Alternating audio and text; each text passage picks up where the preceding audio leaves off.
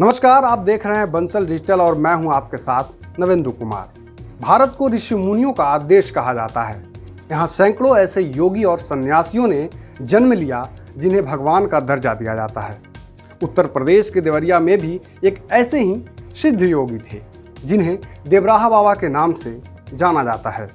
कहा जाता है कि उन्हें कई तरह की सिद्धियां प्राप्त थी।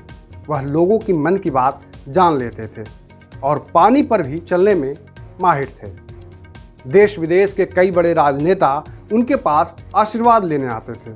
उनके चमत्कारों की अनेक कहानियां हैं। सरयू नदी के किनारे बने अपने आश्रम में वे एक मचान पर हमेशा बैठे रहते थे और यहीं से अपने भक्तों को दर्शन देते थे।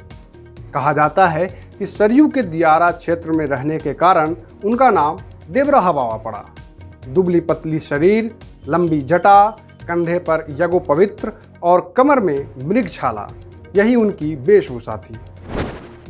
वह कितने वर्ष तक जिंदा रहे इसका अनुमान किसी ने सही नहीं लगाया।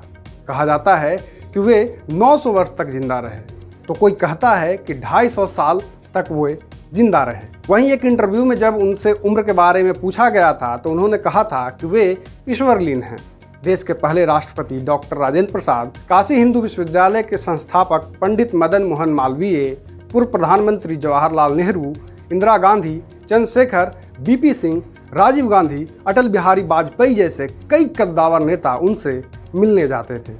इसके अलावा देश विदेश से भी लोग बाबा के दर्शन करने आते थे। मीडिया रिपोर्ट के अनुसार आपातकाल के बाद 1977 के आम चुनाव में जब कांग्रेस पार्टी की बुरी तरह हार हुई, तब इंदिरा गांधी देवराहा बाबा से आशीर्वाद लेने के लिए उनके आश्रम पहुंची थी। कहा जाता है कि बाबा ने तब उन्हें हाथ उठाकर पंजे से आशीर्वाद दिया था। आमतौर पर वो अपने भक्तों को पैरों से आशीर्वाद देते थे। वहां से लौटने के बाद इंदिरा गांधी ने कांग्रेस के चुनाव चिन्ह को हाथ के पंजे में बदल दिया और 1980 के चुनाव में इंदिरा गांधी के नेतृत्व में कांग्रेस को पंजे के निशान पर प्रचंड बहुमत मिला। बाबा जन सेवा और गौ सेवा को सर्वोपरि मानते थे। यही नहीं, अपने भक्तों को गरीबों और जरूरतमंदों की सेवा, गौ माता की रक्षा करने तथा ईश्वर की भक्ति में लीन रहने को प्रेरित करते थे। बता दें कि उन्होंने कई वर्षों तक हिमालय में तपस्या की थी। उसके बाद देवरिया जिले के सलेमपुर शहर से कुछ दूरी पर सरयू नदी के किनारे रहकर राम नाम जपा करते थे। हालांकि अंतिम समय में वे वृंदावन चले गए थे।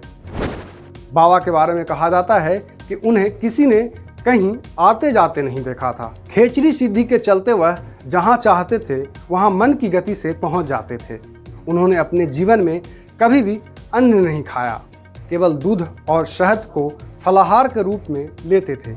देवराहा बाबा साल के 8 महीने अपने आश्रम में रहते थे, जबकि बाकी समय उनका काशी, प्रयाग, मथुरा और हिमालय में एकांतवास के रूप में गुजरता था।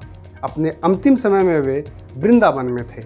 यहाँ उन्होंने यमुना तट पर 4 वर्षों तक साधना की। यहाँ वे प्रतिदिन लोगों से मिलते थे और उन्हें दर्शन देते थे।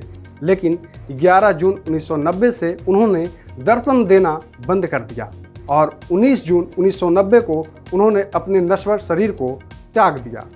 खैर, ये जानकारी आपको कैसी लगी आप हमें कमेंट बॉक्स में लिखकर ज़रूर बताएं।